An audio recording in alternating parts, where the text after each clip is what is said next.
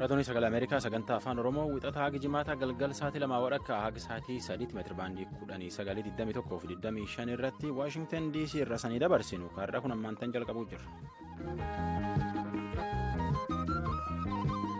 Arguyyaan roobii waxabajjiin torba barii ammoo 2017 babaarottoolee jajjaboottoolee galchuun isaan nagaa jennullee cuftinuu teennuma waan hafelleerra nu buusaa jecha nagaa ol fuuna oliin qa'ee san nagaya VOA afaan Oromoo raadiyooniif televezyiiniin naayil sa'aatirra Waashingtan DC irraa sanii dabarsuu jirru caqasuu jirtanii dhiyaadhaa jenne ansoraala keeti.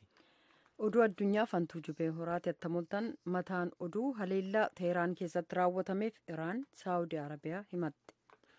Pireezidaantii Afrikaa Kibbaa Jaakob Zuumaa dubbiin itti jabaachaa deemuu jirti dhiibuun dhiibanii paartii isaallee keessaa baasuuti jiranii ji torbaan duubatti muddee dhufti jechuu itti gaafatamuu iyyuu irraa fuudhuun oolan.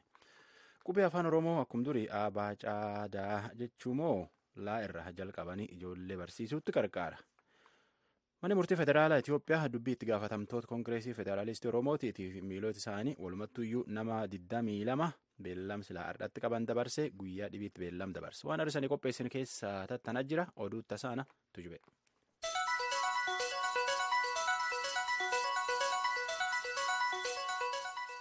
Waraanni Iraan kan Iraan's Revolutionary Guards jedhaman Teheraan keessatti haleellaalee shororkeessummaa raawwataman lamaaf Saawud Arabiyaa himatan.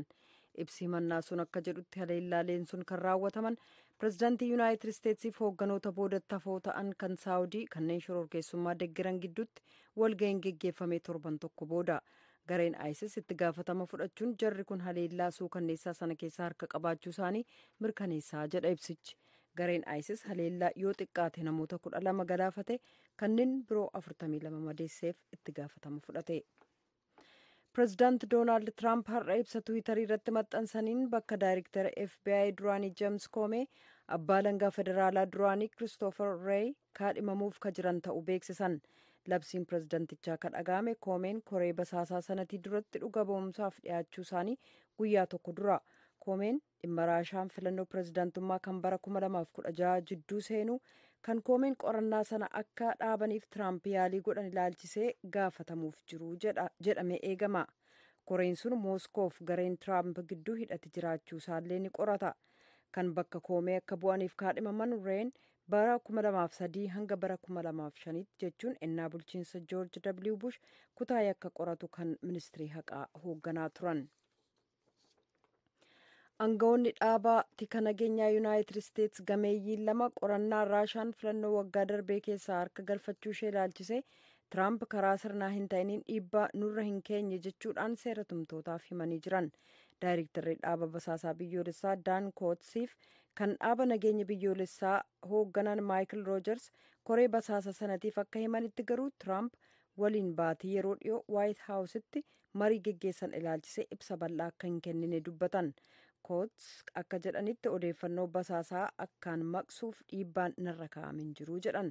Waashingtan Poost har'a akka gabaasetti baatii bitootessaa keessa kan dhaabolee tika nageenyaa 17 akka to'ataniif sanatiin moggaase Koost Tiraamp daayirektarii FBI Jeems Koomii qorannoo gorsaa naga eegumsaa biyyoolessaa duraanii Maayikil Filiin irratti geggeessamu akka dhiisan gidduu akka seenan gaafatan jedhee jira. Koost garuu marii Tiraamp waliin Waayit Haawusitti geggeessan mul'inatti mari'achuun sirrii miti jedhaniiru. Haleellaa shororkeessotaa torban darbee London keessatti raawwatameen reeffi namaa akka biroon laga Thaames keessatti argamu poolisiin Biriteen beeksisee jira. Poolisiin reeffi sun kan lammii Faransaay Zeeviyer Toomaas ta'uu har'a adda baafateera. Kibxata poolisiin London akka beeksisetti namni haleellaa sana raawwate sadaffaan kan umriin waggaa 22 Yuusuf Zaahigbaa ka jedhamu yoo ta'u lammii xaaliyaanii hidda dhalata Morookoo London bahaa keessa jiraatu ture. Namni kun aangawoota naga eegumsaan barbaadamaan turre. Kanneen haleellaa raawwatan lama immoo tokko lammii Biriteen Kurhaam Shahad baatiif kan London bahaa keessa jiraataa ture Rashiid Radwaanee ta'uu aangawoonni adda baafatanii jiru. Ka dhaggeeffataa jirtan raadiyoo sagalee Ameerikaa sagantaa afaan Oromooti. Muummichi barreessaan paartii beekamaa Afrikaa Kibbaa kan African National Congress jedhamu paartichi hoogganaa haaraa kan hooggana uummata biratti fudhatama dhabaa dhufanii pireezidaanti Jaakob Zuumaa bakka bu'u filachuuf jira jedhan.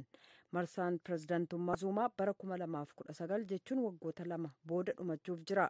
Gwedee Mantaasheef deggirtoonni paartichaa kanneen biroon akka jedhanitti paartiin Nelson Maandeellaa malaammaltummaa Zuumaa irratti dhiyaateen hedduu miidhamaa jira jedhan gabaasa Anittaa Paawul soraa dhiyeessa.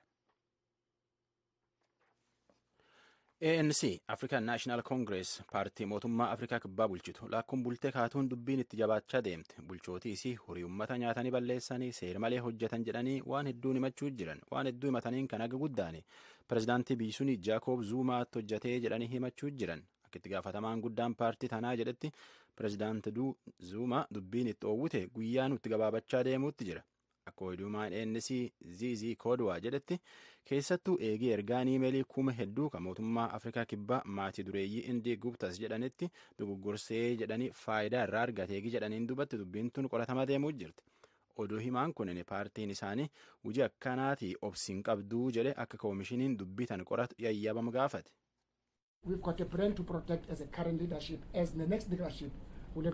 Akkana jedha amala bulchiinsi hamaa akkanaa kana bulchiinsi egeriitti itti gaafatamuu qabuu qabna amala bulchiinsi amma akkuma bulchiinsi egerii itti gaafatama qabu qabna yooyyuu paartiin ANC maqaan bade yoorii uummata balleessan jedhanii nuu cufatutti dubbiin tunin rakkoo tana faluutti jirra tunin waan namuu diqqaa jedhanii guddaa jedhanii itti lakkisanii miti waan qorachuu malan nu seerama akkana kan hin qabnu paartiin tennuwaan akkana kan hin qabnu. Warri tan itti gaafatamu qabutti hojjate tunini waan lakkisanii miti jedha. Itti gaafatamtooti pirezidaantii Afrikaa kibbaa itti gaafatamii pirezidaantiin Afrikaa kibbaa Jaakob Zuumaa barana dhumata. Bulchiinsi isaa yookaan ammoo paartii tan itti gaafatame isaa jechuudha. Akka itti gaafatamaan olaanaan paartii ANC Gwedee Mantaashee jedhetti adoo barii pirezidaantummaa Zuumaa ganna lamaan duubatti hin dhumanne moggaatti baasanii hujii irraa fuudhane.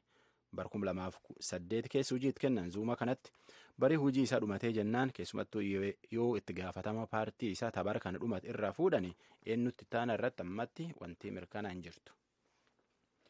Jilli mana maree bakka bu'oota uummata Ameerikaa waraan Sudaan kibbaa keessaa dhaabanii baqattoota gama Ugaandaatti yaa'uudhaan hanqina nyaataan rakkataa jiran gargaaruuf maal ta'uun akka irra jiru mari'atanii jiran.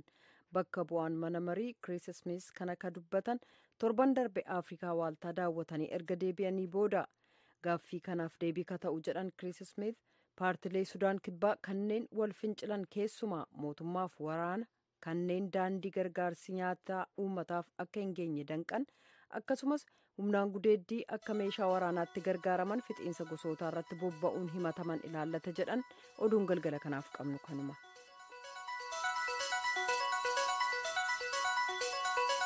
Tammaantan caqasuu jirtan tun raadiyoon VOA sagantaa afaan Oromooti.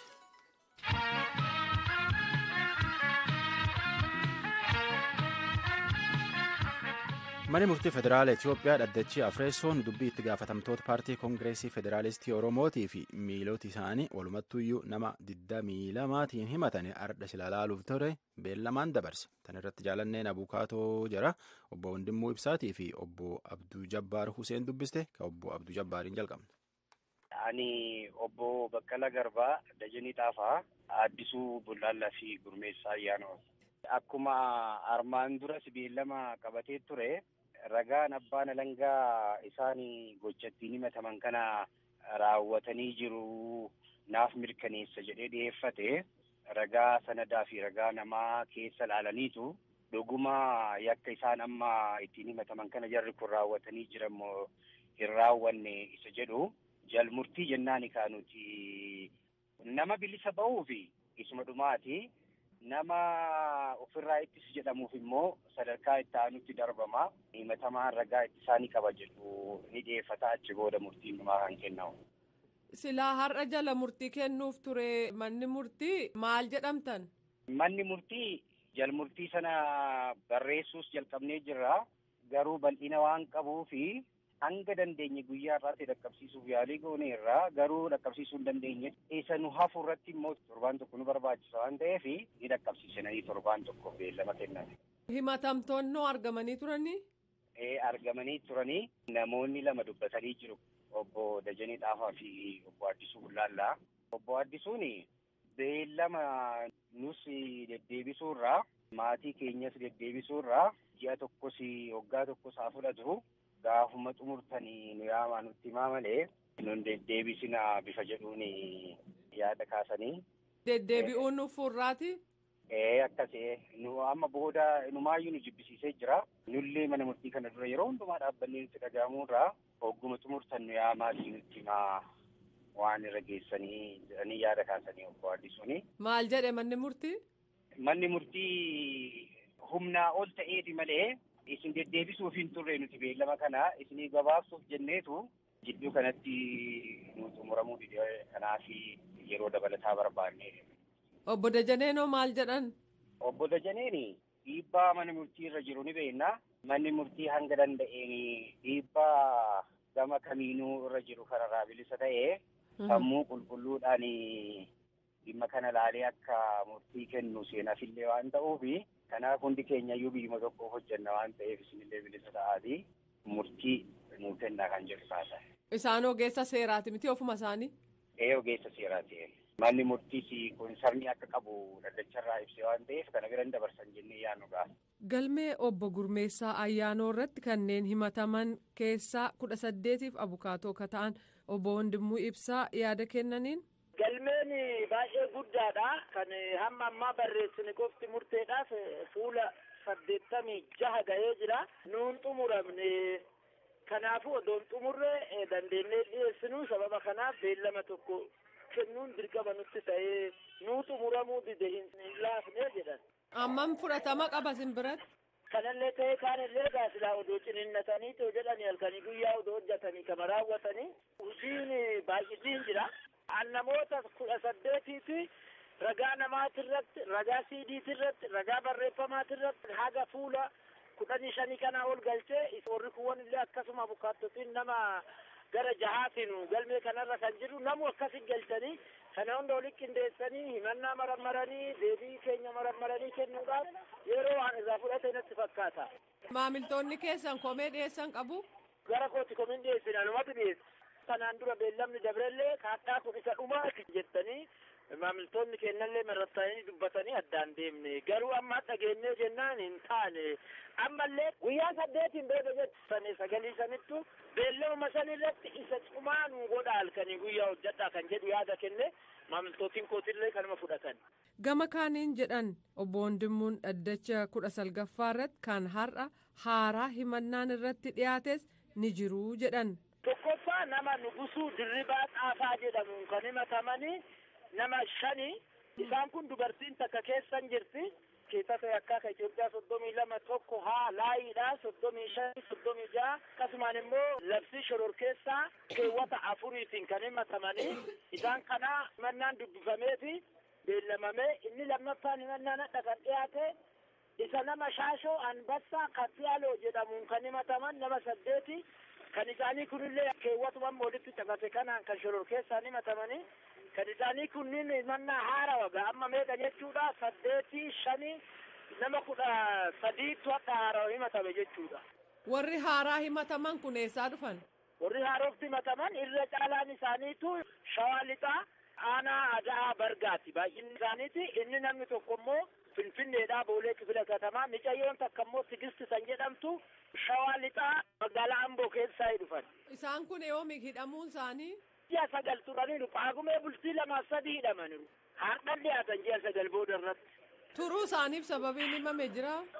Homaan jiru maatiin tanaan dura akka isaan achi jiran natti himanii turaniiyyuu anillee hojiinis na baay'atu dhaqee yoo an gaafadhee too jedhu qaamni kun kaanin nu dabarsee argachuu hin dandeenye. Ijoolleen tuwwan illee akkasuma kan Shaashoo Anbassaa Kaffaalootillee isaan kun Paagumee keessa qabamanii ji'a 9tti dhiyaatan jechuudha. Amma maal seete waan si dinqisiisu labsiidhaan namni himatame ji'a 4tti mana murteetitti dhiyaata yookiin gadhiifama kan jedhu sun hafee jira. Hojiidhaan hafee jira bakka namni ammallee kan ji'a 5 6 7 8 kanaan hordofu qaatti jiru baay'eetu jira jechuudha. Jechuun namoonni ammayyuu hidhamaa jiru moo warruma duraan hidhameetu hin dhiyaatiin jira? Ammallee hidhamaa jiru warri duraan hidhamellee ka hamma ammaa maakalaa'ii jiru ji'a 4 dabranii ji'a 5 illee jaallee jechuudha. Abukaatoo lamaan hedduu galateeffannaa.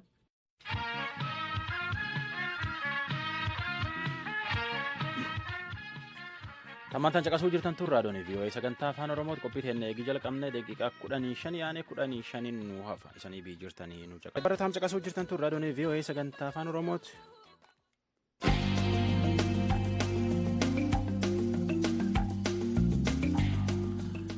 Qophiitaan tuddabarra seerii barnoota qubee afaan oromoo irratti fuuleffate oromiyaatti ittiin hojjechuu jiranii jedhan seerii tartiiba qubee afaan oromoo jijjiir jedhan kun falama hedduun dhufuu jiralle Dr. Tolaa Maariyaam Fufaa yuunivarsiitii Finfinneetti barsiisaa afaaniitii fi ogeessa afaaniiti ittiin qooqaati warra jijjiirama tartiiba qubee afaan oromoo irratti hojjete keessaa tokko piroojeektii sun irratti hojjete keessaa nam tokko marii kutaa lammeessota ardhaatti dabarraa namoota dubbise.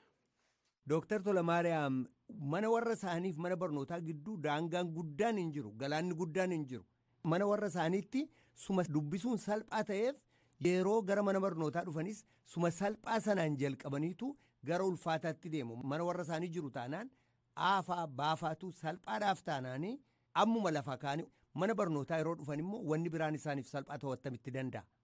Elaa asirratti waan hubachuu qabdu tokko jira tokko aafi baarraa jalqabu jechuun. Qubeewwan afaan oromoo jabaataaf laafaa dheeraaf gabaabaa ta'e gara 57tu jira.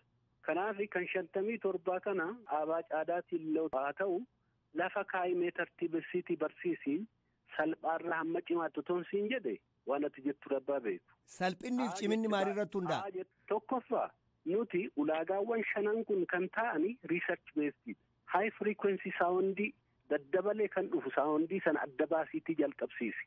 Research based kun sadarkaa addunyaatti malee sadarkaa afaan kanaa kan jedhu miti sammuun nama akkasitti qabata. Frequency yeroo jettanii maal keessatti deddeebi'ee kan dhufu? Gara dubbisuutti yeroo deemanii qubee si'a baay'ee daddabalee barruu keessatti dhufuu danda'u high frequency sound sana adda baafta tokko isa. Sana jechuun egaa barattoota gargaaraa jechuudha. Kan caalaa dhaggeeffatanii kan caalaa bocamee alaalan sana lammaffaa. Qubee bocni isaa yookiin foormiinsa simplii ta'e kan lamaan itti fiddee jalqabaan barsiifta. Sadaffaa ambigees kan ta'e immoo ijoollee sammuu isaanii ijaa waliin dha'uu fi fakkeenyaaf daa fi baa kana walitti aansitee yoo barsiifte daa itti agarsiifte kun maali yoo jette baa jedhu baa kana itti agarsiifte kun maali yoo daa jedhu. Kanaaf warra akkasii kana ambigees leetarsii kana walirraa faffageessii fidii jedha. Ulaagaa kana riisarchi beesdii kan ta'e. Daa'imman keenya rakkoo keessaa baafna jenneeti kana lafa keenya xixxamanne jechuudha. Tole Dr. Tolaa Maariyaam gara gaaffii kottaa nutti hin ce'a. Yeroo jijjiirraan akkasii ta'u singaa laati wayya jettaniittu ijoolleen bakkuma fedheeyyuu baadhaan jalqabu kun ofuma isaayyuu gaaffii guddaa kaasa waa'ee laaf baa gidduu jiru kun. Kanayyuu haa ta'u mee waan sirriidha jettanii yaaddan waan qorannaatti hundaa'e jettanii yaaddan kana sirna barnootaa keessatti geddaruudhaaf duraa. Barattoonni warri barattootaa sirriitti hubachuu qabu.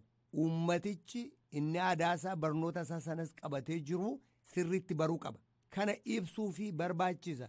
Deebii uummatarraa deebi'u dhaggeeffachuun barbaachisa. Warri ijoollee irratti walii galuun barbaachisaadha. Maaliif ijoollee isaanii irratti mirga kan qaban abbaa fi haadha ijoolleeti. Itoophiyaa keessatti yookaan Oromiyaa keessatti qofa miti bakka fedhettiyyuu sirna barnootaa keessa warri ijoollee qooda guddaa qabu. Kana eegdanii. Gaaffii dhiyeessitanii irratti mari'atamee irratti dubbatamee mormii yoo qabaate mormiin irratti dhiyaate falmamee warri ijoolleensi dhaga'aniiru yoo hin goone ta'ee maaliif gootan akkasitti. Gaaffii beessa gaaffii gaarii na gaafatte yeroo hojjennu abbaan dhimma ministeera barnootaaf biiroo barnoota oromiyaati karaa beekumsaa moo RTI keessaa namoota dhufan namoota biyya addunyaa keessaa dhufan nutis jirra beektoonni afaanii namootni afaan beekan. Wal bira teenyee erga qopheessinee booda maaltu ta'a sadarkaa adda addaatu jira. Sadarkaa tokkoffaan erga qophaa'ee booda namoonni amantaa keessa jiran, namoonni saba bakka bu'aniiran, namoonni siyaasa keessa jiran, beektonni ta'ani waamamaniitii kitaabni kun isaanitti dhiyaata. Abbaan ijoollee keessaa filatamanii erga itti dhiyaatee booda qubeensaan laalama barruun barreeffameeru achi keessatti fakkeenyaaf aadaa uummataa wajjin hin deemamoo hin deemu. Qubee duwwaa miti kan achi keessatti barreeffameeru. Fakkiin jira. Fakkiin uummata Oromoo bakka bu'amoo hin bu'u. Aadaan uummata Oromoo kabajameera moo hin kabajamne. Gaaffii kana kaasaniiti al meeqa jijjiirameera. Namoota biiroo barnoota Oromiyaa too gaafatte. Erga kana bira darbee booda mana barnootaa deemee mana barnootaa bakka hundaa miti saampiliin deemeeti barsiifama. Barattoonni hin ilaalu, barsiisonni hin ilaalu, barattoonni fuudhanii galanii maatii isaanii wajjin mari'atanii deebisanii fidu. Meetodoloojiin maal fakkaata? Adeemsa galaa fi mongaluu irratti mariin gaggeeffamaa haala kanaan taasifamaa tureera. Uummanni dhaga'eeraadha kan isin jettan. Uummanni dhaga'eera. Kan sobsiisine ga'ani kun saampiliitiin itti gaafatamnu biiroo barnootaa namoota walitti qabanii fidu mariisisuu. Mana barnootaa nuti saampilii fudhatee deema riisarchiin irratti gaggeeffama piroosesii kana waggaa tokko guutuu erga fixee booda kitaabni kun ba'e guutummaa Oromiyaa duwwaa otoo hin ta'in afaanota dhimmi kun haala kanaan irratti gaggeeffame keessatti leenjiin dhimma kana laalu barsiisota bakka aanaatti kenname ammallee maaltu ta'aa jira kan jedhamu jira American Institute of Research kan jedhu adeemsa kana jalqabaa qabee hamma dhumaatti maatiin karaa kam deeggaruu danda'a haala kana jijjiirtanii qubee jijjiirtanii fooyya'ee na fidee moo hin finne amma gaggeeffamaa jira. Garuu Dooktar Tolamaariyaam dubbiin guddaan eega ta'ee booda attamitti hojiirra olaatu hin ta'in utuu hin ta'in dura utuu kitaabonni baay'een hin maxxanfamin dura warri ijoollee dhaga'anii ijoolleen isaanii maal barachuuf akka deeman jijjiiramni kun maaliif akka inni ta'e amansiisaaf ta'uu dhabuusaa irratti dubbatanii warri ijoollee eega yaada sana fudhatanii malee kuni irratti jiksuu hin ta'uyi bakka biraa biyyoota biraati kan ta'u akka kanaatti miti akkamitti akkas gochuu dandeessanidha amma gaaffii ani qabu. Waan ati jettu akkuma jirutti otoo fudheera nama orma jechuu kooti miti. Garuu rakkoon ijoollee irra ga'eeru kunoo kiraayisiidha. Tuma teessee ilaalte maal ta'e sitti fakkaata. Barattoonni kutaa 4 ga'anii qubee tokko dubbisuu hin dandeenye jedhii yaadi. Kana warri barattootallee beeku. Itti dhaga'ameera. Rakkoo kana keessaatti barattoota baasaadha gaafattamoo barattoota as keessatti dhiifteeti ammas qubee tokkollee dubbisuu otoo hin danda'in saba mariisisuu deemtamu kam wayya. Maal isinitti fakkaate tokkoffaa rakkoon ijoolleen amma kutaa 4tti wallaaluu dura warri ijoolleenis amanuutu irra jira. Faaktarii adda addaa jiraachuu danda'a. Tartiibni ittiin dubbisaniif barreessan tartiibni qubee. Jijjiiramuudha kan jedhu kana. Jijjiiramaa miti kaammaa kun ijoollee keessan dubbisuu fi barreessuu akka danda'an taasisuudha jechuudha malee.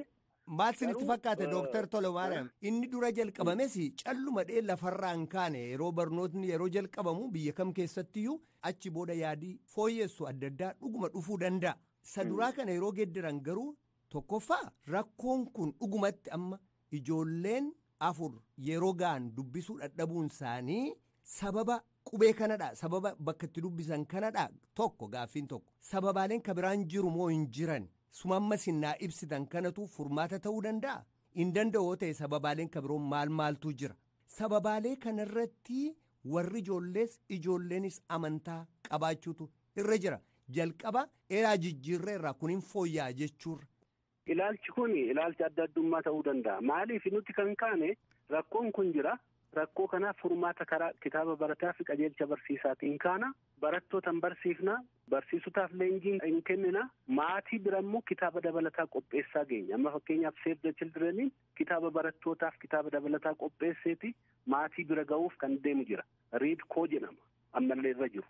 Karaa kanaafi innati jettu akkumatti jettutti ta'e ilaalcha gara biraa ta'uu danda'a. Kun sirrii miti jechuu miti kanatti jette.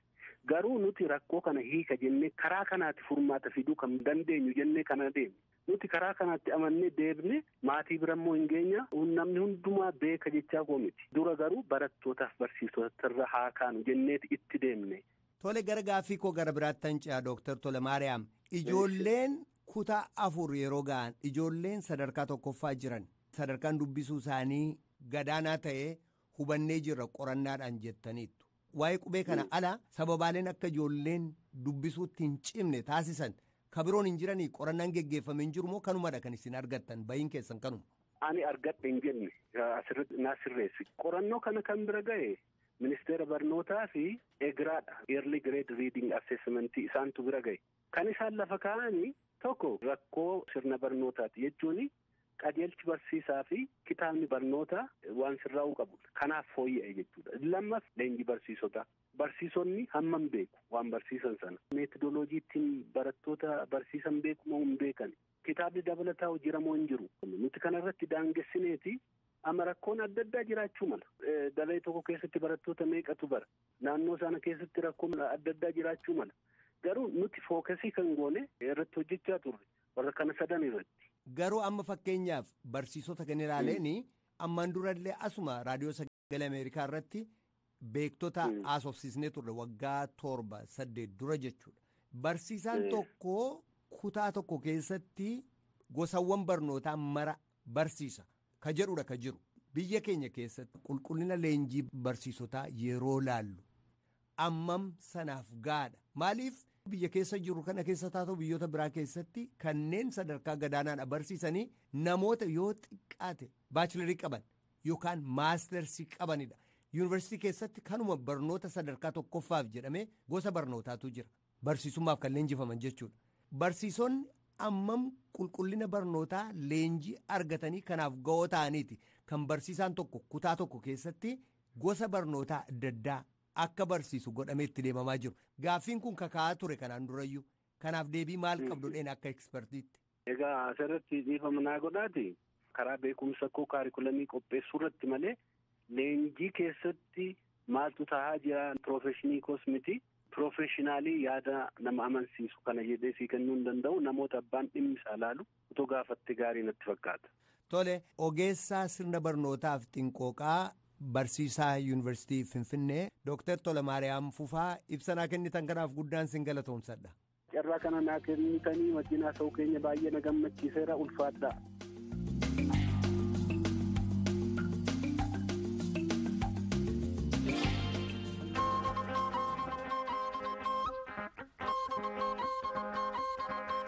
Hayyalam qophii teennallee nulleen fixachaa jirra yaada qabdan nu barreessaa nu bilbilaa jenna qophiin teen taardhatanuma qophii boriitiin walitti dachaana gam kenna nagaa keessi nu bula amma sagantaa afaan amaaraa jalqaba.